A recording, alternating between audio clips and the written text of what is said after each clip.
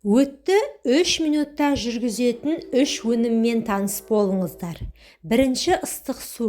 Күнде таңертең аш қарынға ауыз күймейтіндей ыстық су ішуге әдеттенсеңіз, өтте тас байланбақ түгелі застой да болмайды. Бәріне қолжетімді Құдайдың қара суының қадірін біліп, пайдасын көріп жүрейікші. Екінші, зәйтүн майы. Ең пайдалы май қышқылдарынан тұратындықтан өттің сұйылып, тез ағуына зәйтүн майы көмектеседі. Жылдам запордан зардап шеккендерге мыңда бір ем. Үшінші, құйрық май.